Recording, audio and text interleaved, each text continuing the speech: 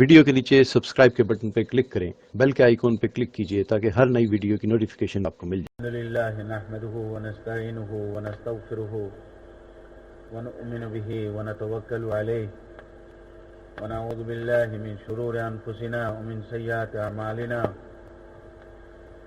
ونعوذ بالله من شرور أنفسنا ومن سيئات أعمالنا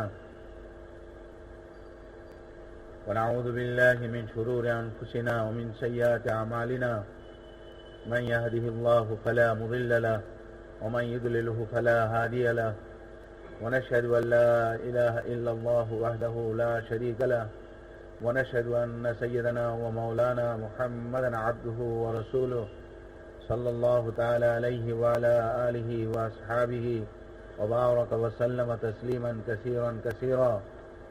أما بعد فأعوذ بالله من الشيطان الرجيم. بسم الله الرحمن الرحيم. ومن أحسن قولا ممن دعا إلى الله وعمل صالحا وقال إنني من المسلمين. صدق الله المولانا العظيم.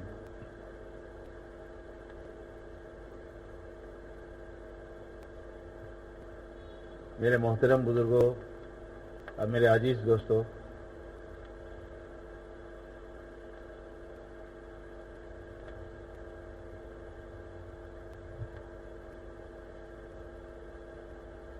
حضرت مولانا یوسف صاحب رحمۃ اللہ علیہ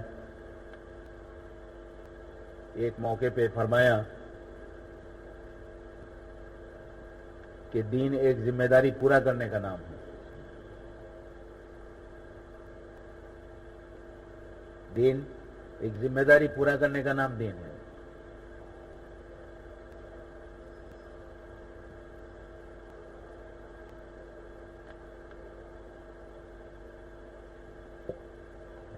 جی آواز نہیں پہنچ رہی ہے، اس کو تھوڑا اونچا کر دیں.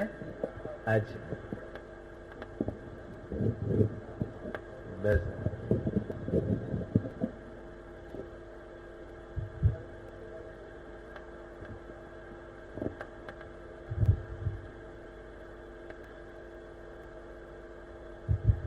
تو حضرت نے فرمایا کہ دین ایک ذمہ داری پورا کرنے کا نام ہے.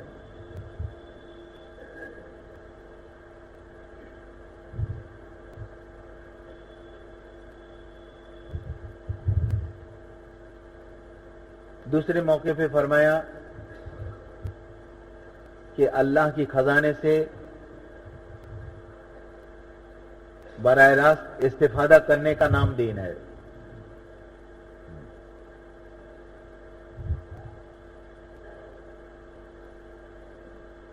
جو آج نماز کے ذریعے سے کہا جاتا ہے کہ نماز کے ذریعے سے ہر آدمی براہ راست اللہ کی خزانے سے استفادہ کرنے والے بنے.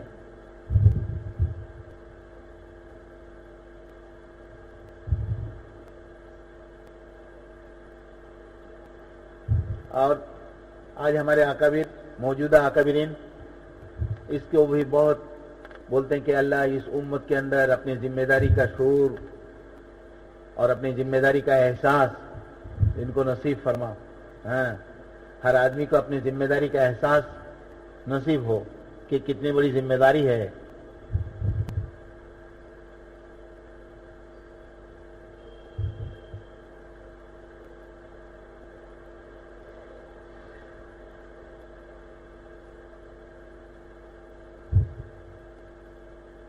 ذمہ داری تو اتنی بڑی ہے کہ دوستو کہ ہر امتی پوری امت کا ذمہ دار.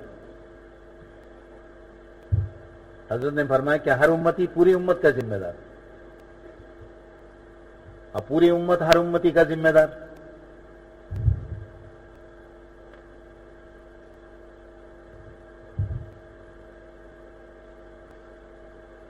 تو ہماری ذمہ داری کی جو میدان ہے وہ اتنا وسیع ہے دوستو.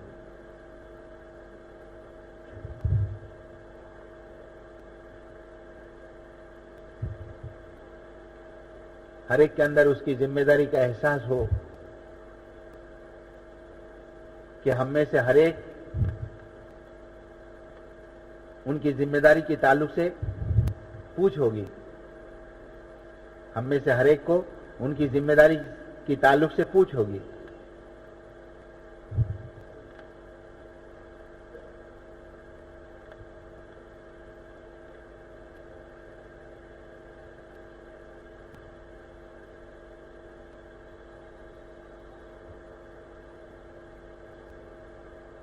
حضرت مولانا الیاس صاحب رحمۃ اللہ علیہ سے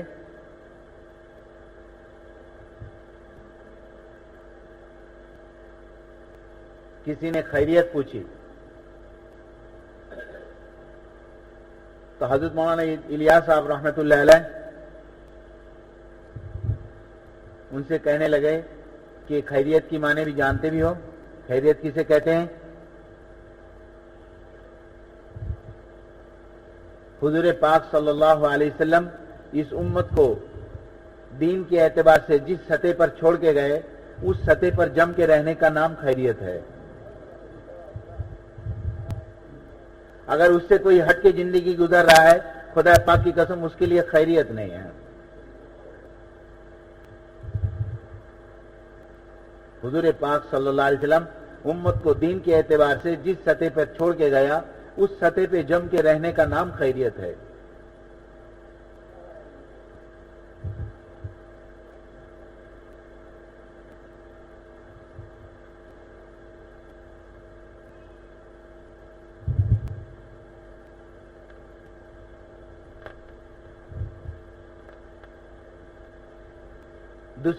دوسرے ایک موقع پر کسی نے حضرت مولانا الیاس صاحب رحمۃ اللہ علیہ سے معراج پرسی کی تو آپ نے فرمایا کہ سوائے دین کی درد کے اور سب ٹھیک ٹھاک ہے۔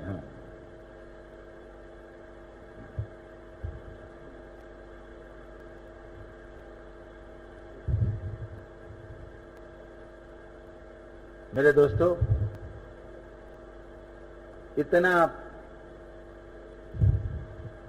اندر سے اتنا کڑھن اور اتنا بے چینی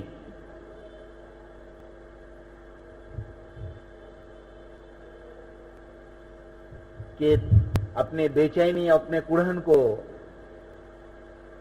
رات کے اندھیرے میں گھر میں دوسرے گھر والوں کو نیند میں خلل پیدا ہوگی اس خیال سے جنگل چلے جاتے تھے اور وہاں جا کے رات میں آہ آہ آہ کرتے تھے۔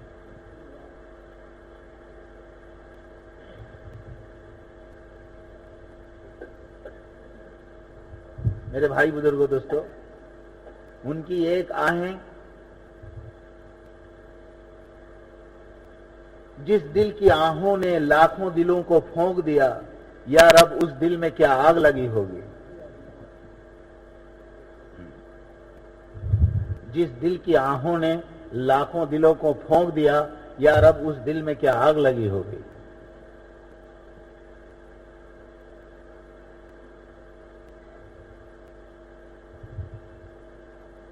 تو اس دن میں عرض کر رہا تھا دوستو کہ طریقہ رسالت کی کسی نہ کسی درجے میں آج اتباع ہو رہی ہے، مگر مقصد رسالت کی اتباع آج کتنوں میں ہے؟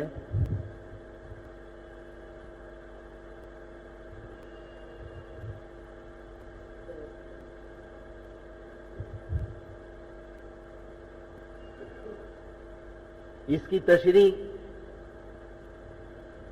حضرت مولانا سعد صاحب، دوستو یہ تو حضرت مولانا الیاس صاحب رحمۃ اللہ علیہ اور حضرت مولانا یوسف صاحب رحمۃ اللہ علیہ کی تفسیر ہیں۔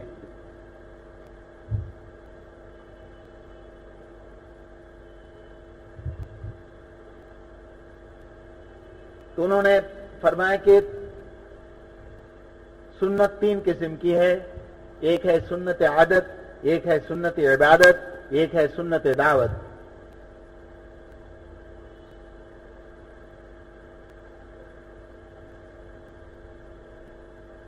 سنت عادت ہر محلے میں تلاش کرنے سے کچھ نہ کچھ ساتھی تو مل جائے گا، ٹوپی والے، داڑھی والے، پیرہن والے، توبند والے، امامہ والے، سرما لگانے والے اور عطر لگانے والے۔ تو سنت عادت کی تو تلاش کیا جائے تو ہر محلے میں کچھ نہ کچھ تو سنت عادت پر چلنے والے مل ہی جائیں گے۔ اور ایک ہے سنت عبادت، عبادتوں کے اندر سنت، وضو میں کتنے سنت، نمازوں میں کتنے سنت، جی حج کے اندر کتنے سنت؟ یہ سنت عبادت ہے کہ قبلے کی طرف منہ کرنا سنت ہے وضو میں، کسی اونچی جگہ پہ بیٹھ کے وضو کرنا سنت ہے،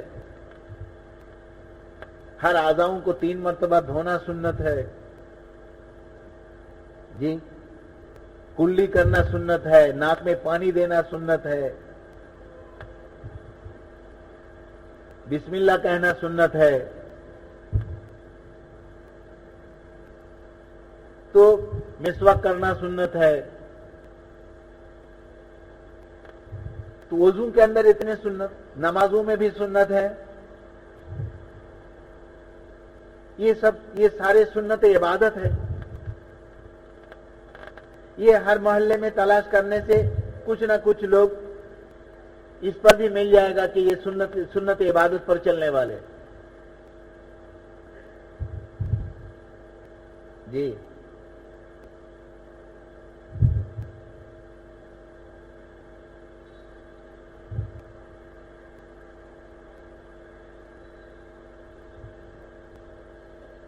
اس دن میں نے عرض کیا تھا کہ قرات کی لائن کی سنت، آج قرات کی لائن کی سنتوں کی اہتمام نہیں ہو رہی ہے، بالخصوص امت کی خواص بھی نہیں اہتمام کر رہے ہیں۔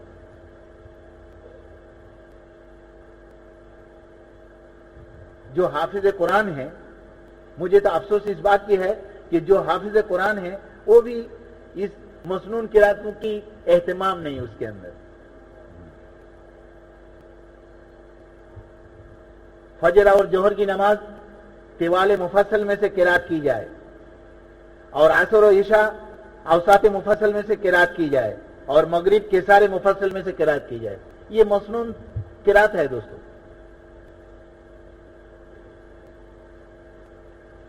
اس طرح فجر کی سنت کی نماز پہلی رکعت میں قل یا الکافرون، دوسری رکعت میں قل هو اللہ احد، اور یہی سنت ہے قرات مغرب کی سنت میں بھی اور فجر کی سنت میں بھی۔ تو یہ سنت عبادت پھر بھی کسی نہ کسی درجے میں تو آج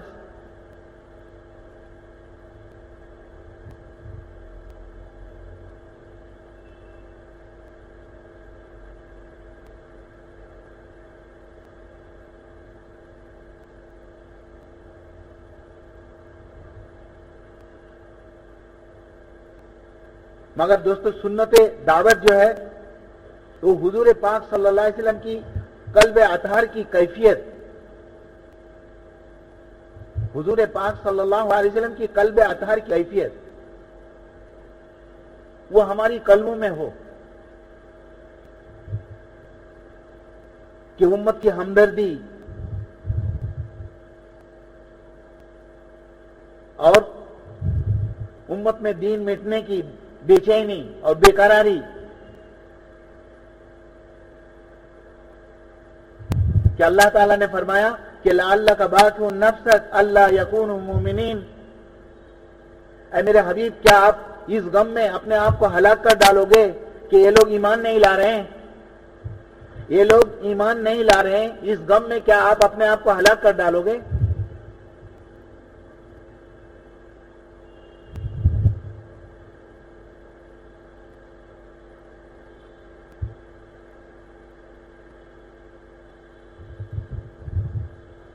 تو میرے محترم بزرگوں دوستو، اس دن میں نے یہ بات عرض کیا کہ 2 مسئلے، ایک اپنے گھر کی مسئلہ اور ایک طرف پورے امت محمدیہ صلی اللہ علیہ وسلم کی مسئلہ، ایک طرف اپنے گھر کی مسئلہ اور دوسری طرف پورے امت محمدی صلی اللہ علیہ وسلم کی مسئلہ، جو جس کے نزدیک پورے امت کا مسئلہ اپنے گھر کے مسئلے کی برابر نہ ہو، پھر اس سے دین کا کام کیا ہوگا اور اس سے دین کا کام کیا لیا جائے گا؟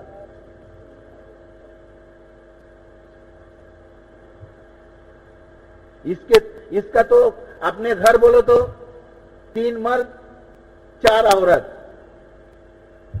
تو 3 مرد 4 عورت کی مسئلہ، اور ایک طرف 650 करोड़ उम्मती का मसला।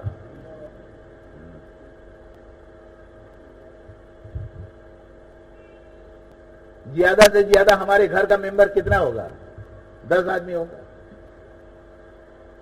तो हजरत मौलाना यूसुफ साहब रहमतुल्लाह अलैह ने फरमाया कि दो मसला, एक तरफ अपने घर की मसला और एक तरफ पूरे उम्मत मोहम्मदिया सल्लल्लाहु अलैहि वसल्लम का मसला। तो जिसके नजदीक पूरे उम्मत की मसला अपने घर की मसले के बराबर ना हो, वो इसको कुर्बान करके इस तकाजा को पूरा करना चाह रहे हैं। वो पूरे उम्मत की मसले की जो तकाजा है, इसको कुर्बान करके ये अपने घर की तकाजा को पूरा करना चाह रहे हैं। ये अपने घर की तकाजा को कुर्बान करके पूरी उम्मत का तकाजा पूरा करने के लिए आमादा नहीं। तो इससे दीन का काम क्या लिया जाएगा?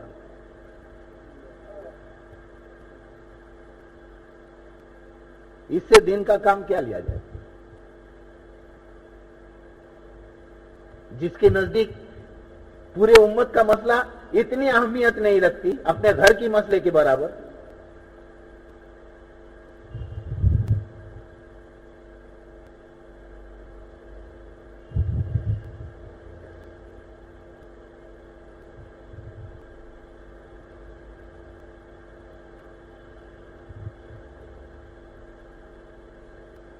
ये बयान मैं हजरत मौलाना उमर साहब के मुंह से सुना हूं कि हजरत मौलाना यूसुफ साहब रहमतुल्लाह अलैह की,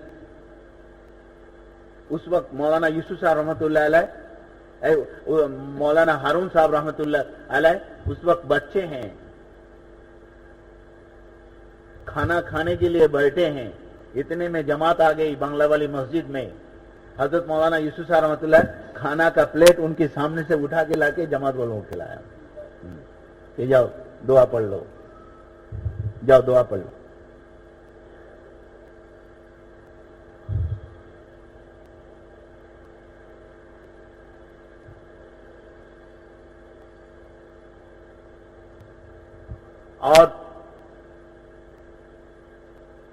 और ये हजरत मौलाना इलियास साहब रहमतुल्लाह अलैह से भी यही साबित है। एक दिन का मसला है कि जिसमें आटा गूंदा जाता था, तो घर में कुछ ना होने की वजह से मौलाना यूसुफ साहब रहमतुल्लाह उस वक्त बच्चे थे, तो चाकू लेके उसकी नोके से खुरेद कर उस आटे को जमा करके उसको खाने के लिए जमा कर रहे थे।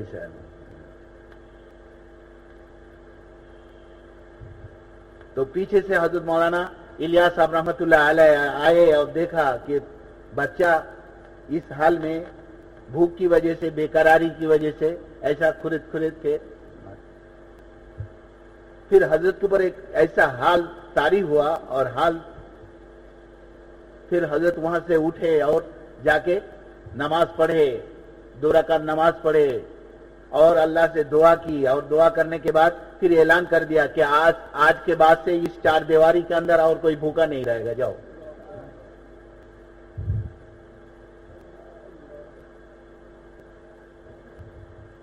चार रहने कोई भूखा नहीं।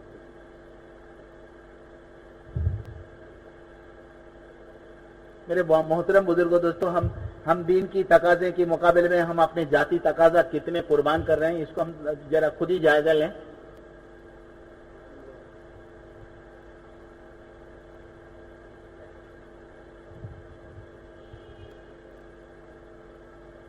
हजरत मौलाना यूसुफ साहब रहमतुल्लाह ने फरमाया कि कमा कर लगाओ। क्या फरमाया? कमा कर लगाओ, नहीं तो फिर इससे कमाओगे।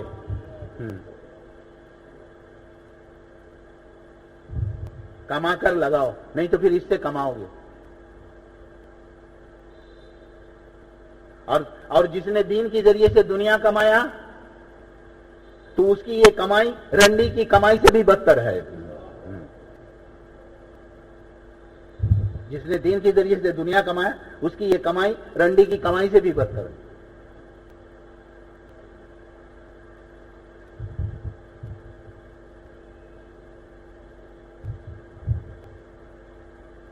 इसीलिए मेरे भाई बुजुर्गों, दोस्तों,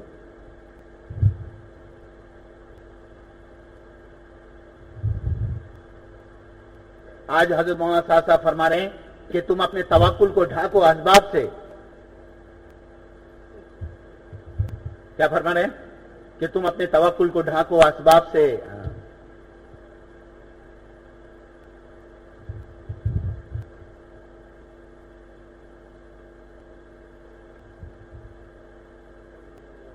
ہم نے اس تبلیغ کو کھانے پینے کا ذریعہ بنا لیا. اللہ معاف فرمائے دوستو.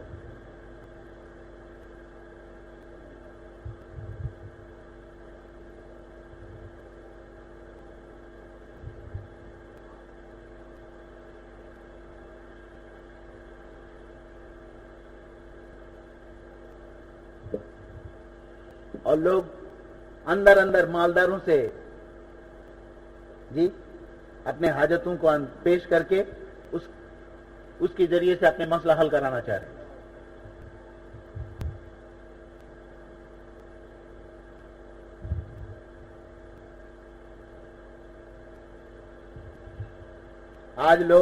آج لوگ عمل سے جڑنے کی بجائے اہل عمل سے جڑ رہے ہیں. کیا فرمائیں کہ آج لوگ عمل سے جڑنے کی بجائے اہل عمل سے جڑ رہے ہیں. یہ تو مخلوق ہی سے جڑنا ہوا.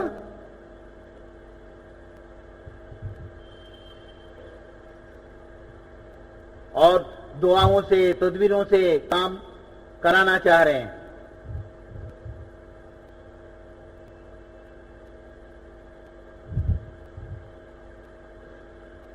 حضرت عبداللہ بن مسعود کی بیوی کی آنکھ دکھ رہی تھی تو کسی نے کہا کہ پڑوس میں ایک جھاڑ پھونک کرنے والا ہے, اس کے پاس جاؤ. چنانچہ اس کی بیوی ان کے پاس گئی, دم کرا کے آئی تو اس کا آنکھ کا درد اچھا ہو گیا. کچھ دن کے بعد پھر دوبارہ ہوا, آنکھ دکھ رہا تھا تو پھر دوبارہ گئے تو اس نے کہا کہ ایک دھاگا باندھ لو, یہ دھاگا لگا گلے میں. چنانچہ وہ دھاگا کے ساتھ جب واپس ہوئی تو عبداللہ بن مسعود کی نگاہ جب ان کے گلے میں پڑی تو انہوں نے کہا کہ یہ کیسا, یہ دھاگا کیسا. انہوں نے اس کو توڑا اور اس کو پھینکا اور یہ کہا کہ عبداللہ بن مسعود کی گھر شرک سے پاک ہے. عبداللہ بن مسعود کے گھر شرک. تو ان کی بیوی نے کہنے لگے اس میں شرک کی کیا بات ہے, اس میں شرک کی کیا بات ہے, ہم تو دھاگا ہی لگائے. تو فرمایا کہ شیطان تیرے آنکھ میں انگلی ڈال کر تجھے یہ دے رہا ہے.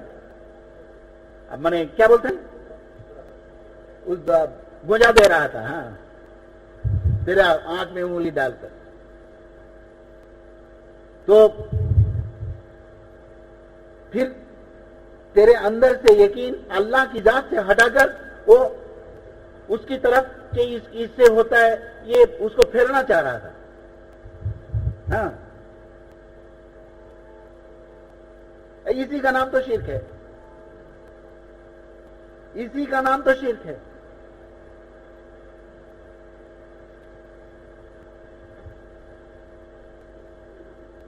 شرک دو طرح کی ہے, ایک ہے شرک جلی, ایک ہے شرک خفی.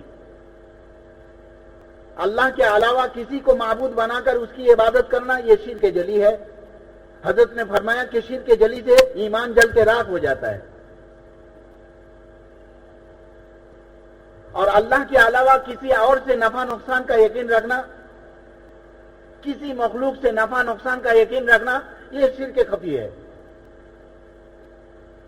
اور شرک خفی سے اعمالوں کی تاثیر ضائع ہو جاتے ہیں.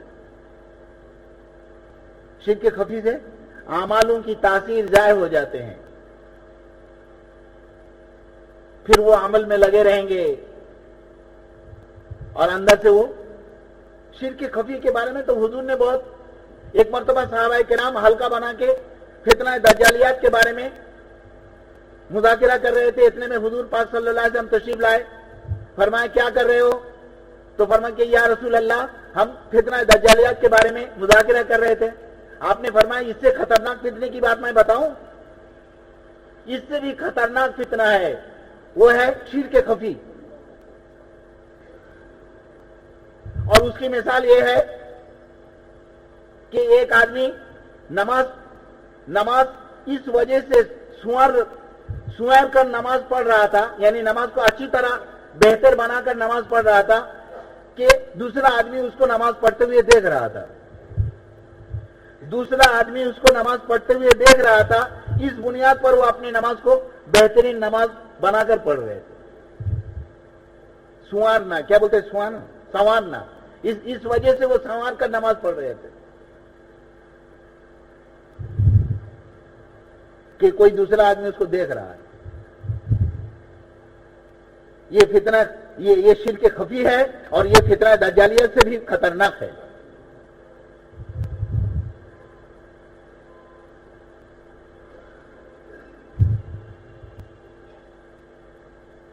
ایک آدمی وقت لگا کے آیا، حضرت مولانا یوسف صاحب رحمۃ اللہ اس کو بھیجا ایک علاقے میں، بنجر علاقے میں.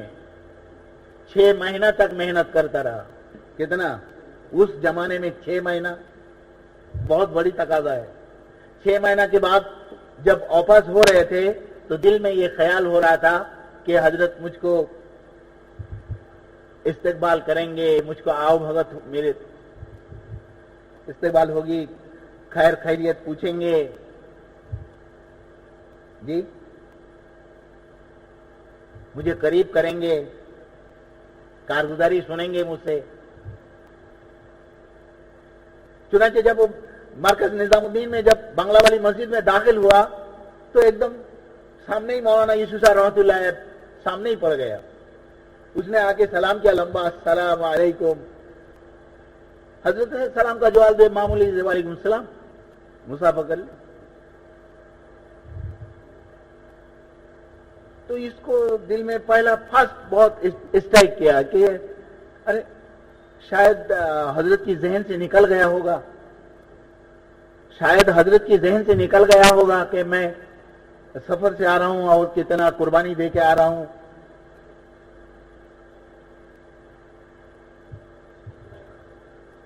تو پھر دوسرے نماز کے بعد کچھ دیر کے بعد پھر جا کے حضرت سے سلام کیا، مصافحہ کرنے کے لیے آگے بڑھے. تو حضرت نے فرمایا کہ تم سے تو مصافحہ کر چکا ہوں، تم سے تو مصافحہ کر چکا ہوں.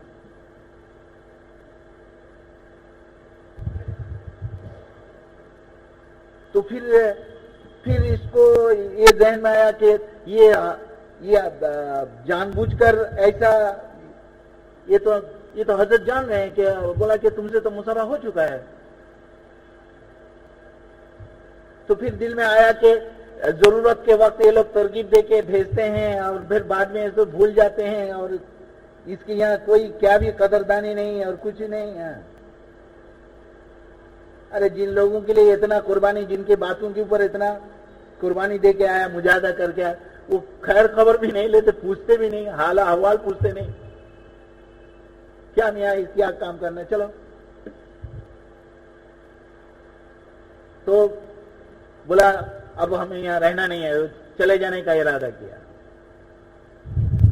اپنا بستر گول کیا، اٹھایا، کندھے پہ لیا، بس سیدھا مرکز سے نکل کے بس اسٹینڈ چلے گئے. بس کے انتظار میں کھڑے تھے. دل میں یہ کھٹک پیدا ہوتا رہا، دل میں یہ سوچتے رہے کیا اتنے دنوں سے ہم جو اخلاص کی بات کرتے آئے ہیں، اخلاص اللہ کے لیے کرنا، اللہ کے لیے کرنا، کیا یہ قربانی ہم مولانا کے لیے کیا تھا کیا؟ کہ یہ قربانی کیا ہم مولانا کی وجہ اللہ کے لیے نہیں کیا تھا؟ اتنا بڑا قربانی ہم کہ آج مولانا آؤ بھگت نہیں کر رہے ہیں، نہیں پوچھ رہے ہیں، تو میں توبہ توبہ، اللہ میری توبہ، اے اللہ مجھے معاف فرما. ہم تو آپ کے لیے یہ عمل تو میں آپ کے لیے کیا تھا، پھر میرا پوچھنا نہ پوچھنا کیا آتا جاتا ہے؟ میں کتنا بڑا غلط قدم اٹھا لیا، اللہ معاف فرمائے. پھر وہاں سے توبہ کرتے ہوئے پھر دوبارہ نظام الدین پھر لوٹے. تو حضرت مولانا یوسف صاحب رحمۃ اللہ پھر سامنے ملے اور کہا کہ ماشاءاللہ آ جاؤ آ جاؤ. ارے آپ سے تو کارگزاری سننا باقی رہ گیا، اپنا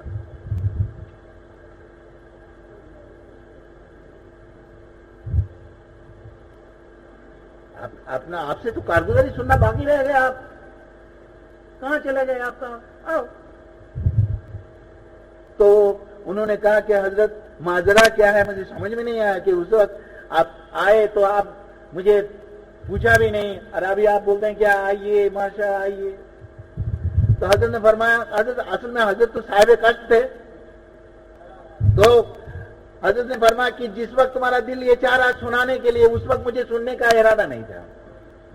میرا دل نہیں چاہ رہا تھا سننے.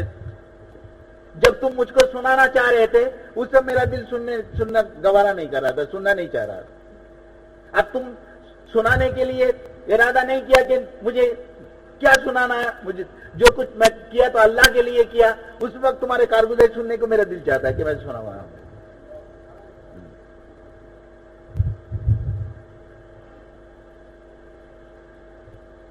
تو دوستو پھر کون آدمی بولے گا، بہوا دے گا، ترغیب دے گا، ہم اس کی منتظر ہیں؟ یہ پرانے ہیں.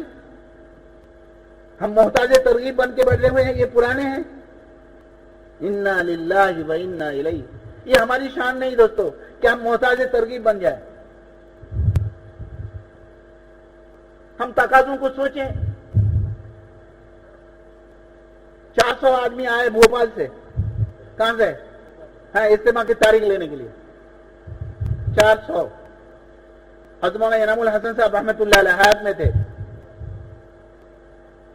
حضرت کے سامنے پیشی ہوا. حضرت کیسے آنا ہوا کہ ہم اجتماع کی تاریخ کی وجہ سے آئے ہیں. اور یہ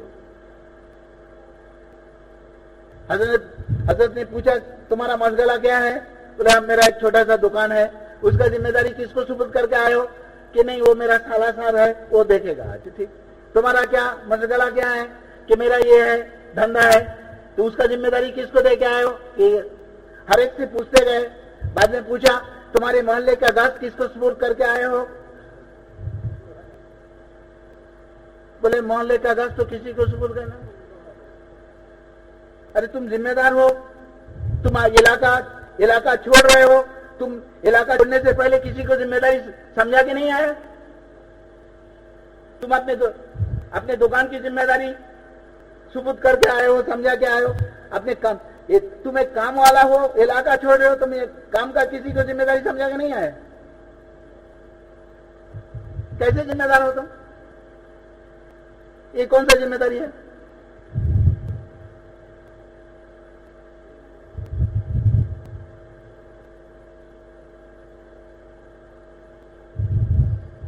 بولو دوستو، اس کام کے ساتھ، حقیقت میں اس کام کے ساتھ ہم ناانصافی کر رہے ہیں کہ نہیں؟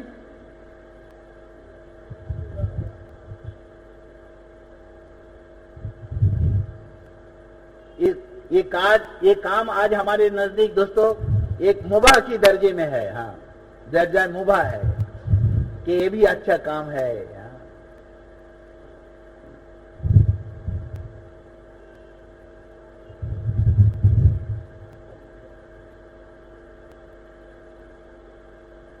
تو پورے امت کی مسئلے ایک طرف اور اپنے گھر کا مسئلہ ایک طرف. آج ہم اپنے گھر کی مسئلہ کو قربان کرنے کے لیے تیار نہیں، چاہے امت کا مسئلہ قربان ہو جائے. وہ تقاضا قربان ہو جائے، ہونے دو.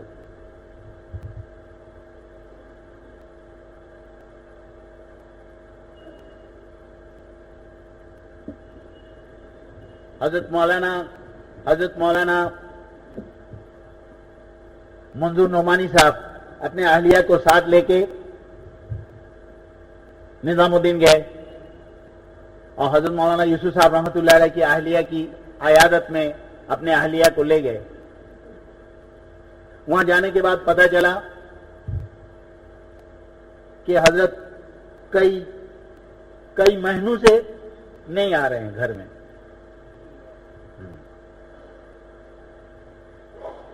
تو حضرت مولانا منظور نعمانی صاحب کی اہلیہ محترمہ، انہوں نے مولانا سے عرض کیا کہ آپ جا کے حضرت جی کو ایک دفعہ درخواست کیجئے کہ آ کے حالت پرسی کرتے ہوئے جائیں. کم از کم شوہر ہے، اس کا آنا ہی ان کی دل کی تسلی ہے. وہ اس کا بدل کیا ہو سکتا ہے؟ آنے تو بہت ڈرتے ڈرتے اللہ تعالیٰ مولانا کو ایک عجیب روب دیا تھا، ان کے سامنے بات کسی کرنے کی ہمت نہیں. تو حضرت مولانا منظور نعمانی صاحب بہت ادب کے ساتھ بتایا کہ حضرت ایک درخواست تھی کہ اگر تھوڑی دیر کے لیے وقت نکال کے اگر آپ اپنے اہلیہ کی حالت پرسی کے لیے جاتے ہیں. حضرت سمجھ گئے. حضرت نے فرمایا کہ جس کے ذریعے سے آپ کو یہ حال پتا چلے اس کے ذریعے سے آپ یہ بھی معلوم کر لو کہ میرے حاضری وہ دل سے میرے حاضری چاہ رہی ہیں کہ نہیں، یہ پوچھو.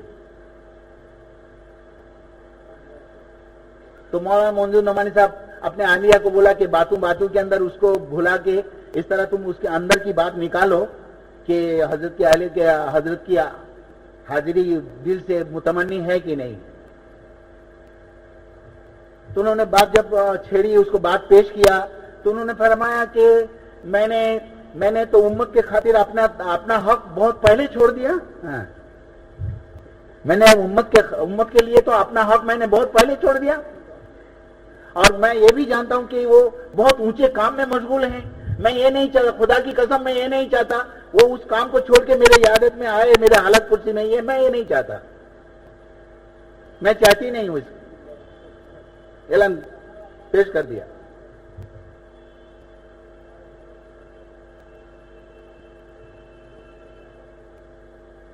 میرے بھائی ادھر کو دوستو، آج ہم تو اس کام کے ساتھ کیا تماشا کھیل رہے ہیں، اللہ ہی جانتے ہیں ہمارے اس کام کے ساتھ کیا رویہ ہے.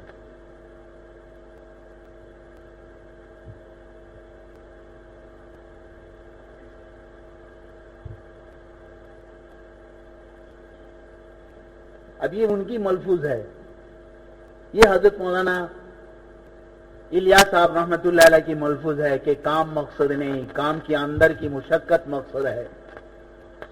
کام مقصد نہیں، کام کے اندر کی مشقت مقصد ہے، اور مشقت میں وہ مشقت جس میں جان جا رہی ہو. کام مقصد نہیں، کام کے اندر کی مشقت مقصد ہے، اور مشقت میں وہ مشقت جس میں جان جا رہی ہو. پھر فرمایا کہ آج ہمارا جان قیمتی ہونے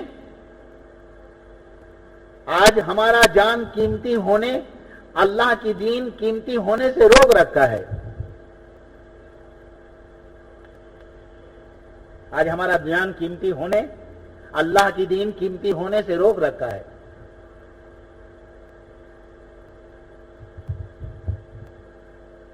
حدیث پاک میں آتا ہے کہ جس کے دل میں اللہ کے لیے جس کے دل میں اللہ کے لیے شہادت کا ارمان نہ ہو، اللہ کے دین کے لیے شہادت کا ارمان نہ ہو، وہ مومن نہیں.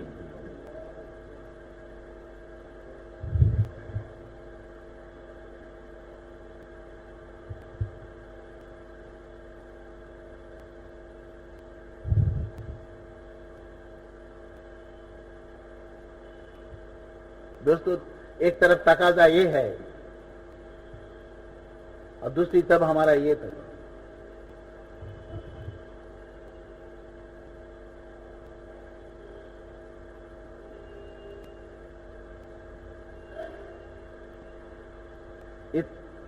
اتنے امتوں کا جنت جہنم کا مسئلہ، آخرت کا مسئلہ،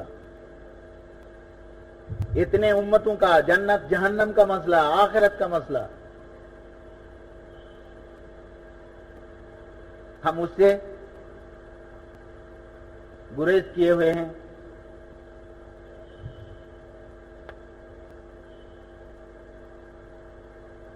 حضور پاک صلی اللہ علیہ وسلم نے فرمایا جس نے میرے امت کی دینی اجتماعی مسئلے کو اپنا ذاتی مسئلہ نہ بنائے وہ میرے مسلک کا آدمی نہیں ہے. جو میرے امت کی دینی اجتماعی مسائل کو اپنی ذاتی مسئلہ نہ بنائے وہ میرے مسلک میں سے نہیں ہے. ایک طرف اتنے بڑے امت کی دینی اجتماعی مسائل اور ایک طرف ہماری گھر کی مسئلہ. دوستو، آج ہم اس سے गुरेज किए हुए हैं, गफलत बरत रहे हैं।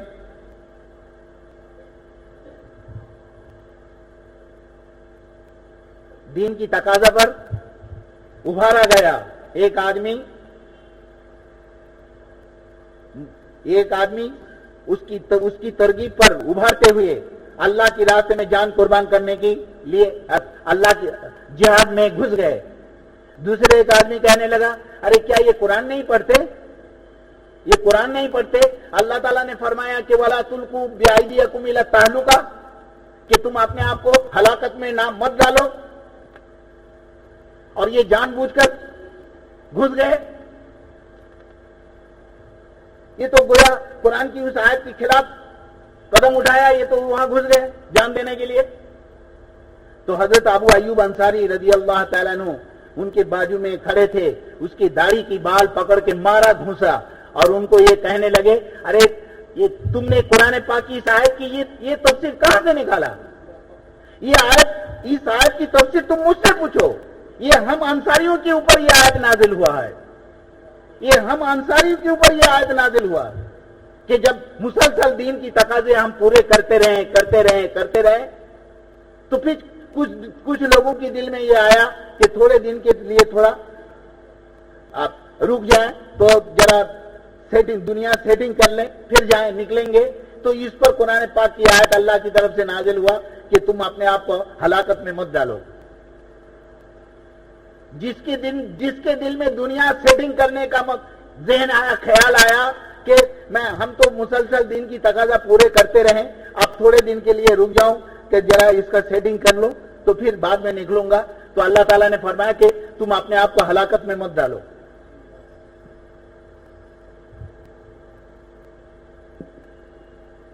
ये तो हमारे ऊपर नाजिल हुआ। ये आयत की शान नुज़ूल तो हमसे पूछो।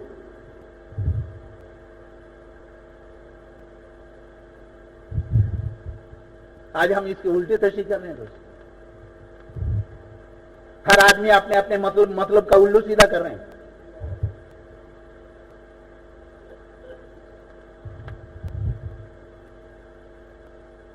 इसीलिए ये जिम्मेदारों की मजलिस है। हम चाह रहे हैं कि दोस्तों कि इस मजलिस में से कम इसकी तो तश्कील हो जाए कि हर साल कम से कम दर्जा है, हर साल 4 महीना हम लगाएंगे। जी, कौन कौन इरादा कर रहे हैं कि हर साल 4 महीना देंगे? पूरे मजमा, माशाअल्लाह, अल्लाह कबूल, अल्लाह बेहद कबूल पर। अब उस दिन का तश्कील हमारा इतवार का तो आपका हफ्तावारी इज्तिमा का तश्कील नाकिस रह गया। अब वो तश्कील इसको अभी पूरा करो। वो ये है कि 4 महीने के अंदर 4 महीना आप में से कौन लगाएगा? महीना मुतय्यन करके तायुन के साथ, वक्त तायुन के साथ बताएं कि फलाना महीने से मेरा 4 महीना लिख। 4 महीने के अंदर 4 महीना बताओ। ये अगस्त, सितंबर, अक्टूबर, यानी रमजान की बाद, ये अक्टूबर है, सितंबर में रमजान है, 14 सितंबर गालिब गुमान है कि 14 सितंबर रमजान का पहला तारीख है। तो मेरे भाई बुजुर्ग दूसरे एतबार से अक्टूबर तक बताओ कौन कौन 4 महीना लगाएगा? बोलो। इसके लिए इत्मीनान के साथ काम लिखा है। बोलो क्या नाम है?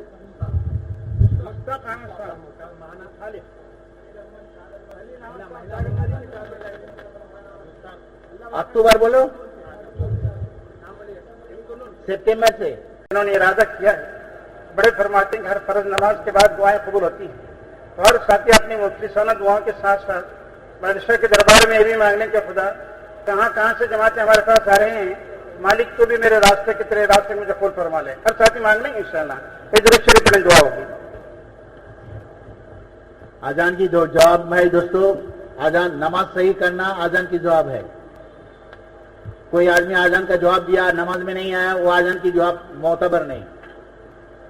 हय्या अला सलाह की जवाब यह है कि तुम अपने नमाज को सही करने की कोशिश करो। जिस तरह नमाज मतलूबा नमाज पे फिरो, हर साथी मतलूबा नमाज पे आए, ये आजान का हकीकी जवाब है। अगर हमने अपने नमाज को जिस तरह आज़म साहब ने फरमाया कि नमाज का छोड़ना भी हराम है, नमाज का बिगाड़ना भी हराम है। कोई आदमी अगर नमाज बिगाड़ रहा है दोस्तों, तो تو یہ اذان کا جواب نہیں ہوا.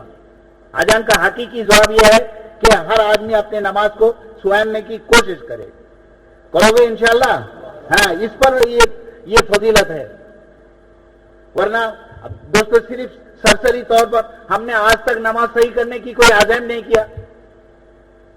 ہم نے آج تک نماز صحیح کرنے کی عزم نہیں کیا. ہماری نماز کی سطح بلند کرنے کی ہمارے پاس عزم نہیں. اب یہ بول رہے ہیں کہ بھائی مفلسانہ دعا. مفلس کسے کہتے ہیں؟ آپ نے تو اپنے آپ کو مفلس بنایا نہیں. آپ کی مفلسانہ دعا کہاں؟ مفلسانہ دعا کہاں ہے؟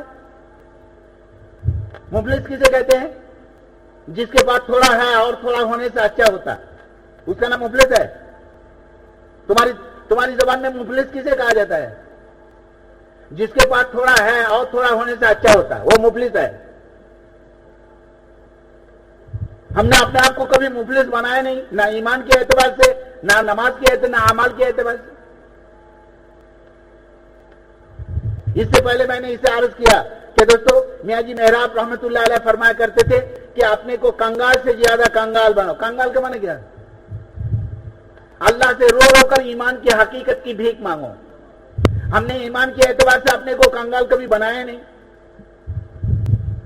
ایمان کی لائن کی ہم نے اپنے آپ کو کبھی کنگال بنایا نہیں. تو یہ فقط الفاظوں میں نہ رہ جائے، اس کی حقیقت کہ واقعی میں ہم مفلس ہیں. دین کی لائن کے ہم مفلس ہیں، ایمان و عمل کی لائن کے ہم مفلس ہیں. ہم اپنے مفلسانہ دعاؤں میں شریک کریں، دعا کریں. کرو گے؟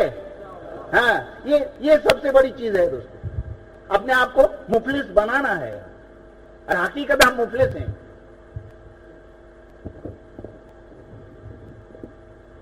اللهم صل على محمد وعلى آل محمد كما صليت على إبراهيم وعلى آل إبراهيم إنك حميد مجيد. يا حي يا قيوم برحمتك نستغيث أصلح لنا شأننا كله ولا تكلنا إلى أنفسنا طرفة عين. إن تكلنا إلى أنفسنا تقلنا إلى ذوف وعورة وذنب وخطيئة وإن لا نوثق إلا برحمتك. يا مقلب القلوب ثبت قلوبنا على دينك. يا مصرف القلوب صرف قلوبنا على طاعتك. اللهم حبب إلينا الإيمان وزينه في قلوبنا وكره إلينا الكفر والفسوق والعصيان.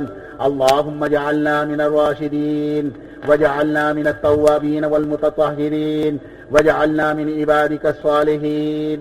اللهم وفقنا لما تحب وترضى واجعل آخرتنا خيرا من الأولى. اللهم أعنا على ذكرك وشكرك وحسن عبادتك. ربنا آتنا في الدنيا حسنة وفي الآخرة حسنة وقنا عذاب النار. ربنا نسألك الخير كله عاجله وآجله ما علمنا منه وما لم نعلم ونعوذ بك من شر كله عاجله وآجله ما علمنا منه وما لم نعلم. ربنا نسألك الخير ما سألك منه نبيك وحبيبك محمد صلى الله عليه وسلم ونعوذ بك من شر ما استعاذك منه نبيك وحبيبك محمد صلى الله عليه وسلم. أنت المستعان وعليك البلاغ ولا حول ولا قوة إلا بالله العلي العظيم. ربنا تقبل منا إنك أنت السميع العليم وتب علينا يا مولانا إنك أنت التواب الرحيم. صلى الله تعالى على خير خلقه محمد وآله وأصحابه أجمعين برحمتك يا